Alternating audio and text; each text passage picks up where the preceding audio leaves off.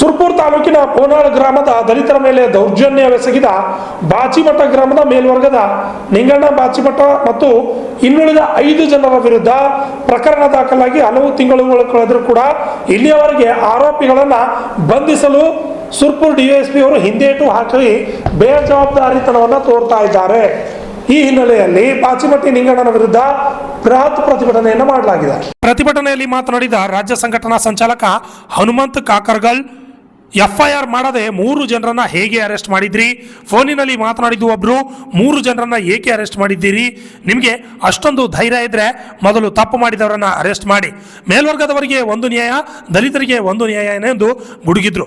ಆರೋಪಿಯನ್ನ 2 ದಿನದಲ್ಲಿ ಅರೆಸ್ಟ್ ಮಾಡದೆ ಹೋದಲ್ಲಿ ಇದೇ ಏಪ್ರಿಲ್ 9ರಂದು ಸುರ್ಪುರ್ ಬಂದ್ ಮಾಡಲಾಗುತ್ತದೆ ಎಂದು ಜಿಲ್ಲಾ ಸಂಚಾಲಕ ನಿಂಗಣ್ಣ ಗೋನಲ್ ಅವರು ಆಕ್ರೋಶವನ್ನ ವ್ಯಕ್ತಪಡಿಸಿದ್ರು. ಈ ಸಂದರ್ಭದಲ್ಲಿ ಮೂರ್ತಿ ಬೊಮ್ಮನಹಳ್ಳಿ, ಜಿಲ್ಲಾ ಸಂಚಾಲಕ ನಾಗರಾಜ್ ಓಕ್ಳಿ, ಮಾನಪ್ಪ ಶೇಳ್ಗಿ, ರಾಮಪ್ಪ ಕೋಟೆ, ಹೈದರಾಲಿ ಕಲ್ಕನಮರಡಿ, ಭೀಮಟ ಬಸ್ಸು ಸೇರಿದಂತೆ ಅನೇಕರು ಹಾಜರಿದ್ದರು. ಎಚ್ಎಂ ಹವಾಲ್ದಾರ್, RJ32 ಕನ್ನಡ ನ್ಯೂಸ್, ಸುರಪುರ. ಯಾರಿಗೆ ದೇಶದಲ್ಲಿ ಅನ್ಯಾಯ ಹೋಗೋದವರೆಲ್ಲ ದಲಿತರೆ, ನನಗೆ ಅನ್ಯಾಯ ನಾನು ದಲಿತರೆ, ನೀವಾಗ ನೀವು ದಲಿತರೆ. ಏನು ಮನವಿ ಏನ್ ಹೇಳ್ತಾರೆ ನಾಯಕರು, ಆ ಮನವಿಯನ್ನು ಎಲ್ಲರೂ ಪರಿಗಣಿಸ್ಬೇಕು. ತಾವು ಹೇಳ್ತಾ ಇದ್ದೀರಿ ಅರೆಸ್ಟ್ ಮಾಡ್ಬೇಕು ಹೇಳ್ತಾ ಇದ್ದೀರಿ, ಅದು ತಕ್ಷಣವೇ ಮಾತಾಡಿದ್ದೀನಿ, ಎಸ್ಪೆಷಲಿ ಮಾತಾಡಿದ್ದೀನಿ, DSP ಅಧಿಕಾರಿ ಮಾತಾಡಿದ್ದೀನಿ. ಅವ್ರ ಅಗತ್ಯ ಕ್ರಮ ಕೈಗೊಳ್ಬೇಕಂತ ನಾನು ಇನ್ನೂ ಒಂದೊಂದ್ಸಲ ಒತ್ತಾಯ ಮಾಡ್ತೇನೆ. ಎರಡನೇದಾಗಿ ತಮ್ಮ ಮೇಲೆ ಕೇಸ್ಗಳಲ್ಲಿ ಅರೆಸ್ಟ್ ಮಾಡಿದ್ರಿ, ಈಗ ಯಾರು ಅರೆಸ್ಟ್ ಮಾಡಿಲ್ಲ ಆರೋಪಿಗಳನ್ನ ಶಾಸಕ ಕೈ ಬಿಡಬೇಕು.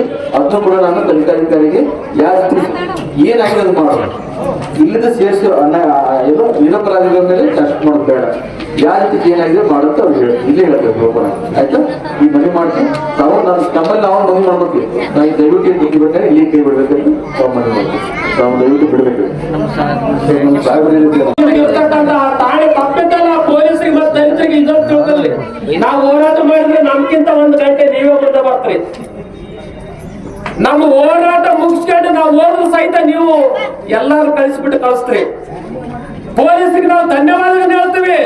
ಧಿಕ್ಕಾರ ಯಾಕೆ ಹೇಳ್ತೀವಿ ಅಂದ್ರೆ ಪೊಲೀಸ್ ಇಲಾಖೆ ವಿರುದ್ಧ ಅಲ್ಲ, ನಿಮ್ಮಲ್ಲಿ ಯಾರೋ ಒಬ್ಬರು ಮಾಡಿರ್ತಕ್ಕಂಥ ತಪ್ಪಿನ ಸಲುವಾಗಿ ನಿಮ್ಗೆ ಧಿಕ್ಕಾರ ಹಾಕ್ತೀವಿ. ಹಂಗಾಗಿ ನಾವು ಮೊನ್ನೆ DSP ಸಾಹೇಬರಿಗೆ, ಅವರು ಹಿಂದುಳಿದ ವರ್ಗದವರು, ಅವರು ದಲಿತರೇ ಇದ್ದಾರೆ.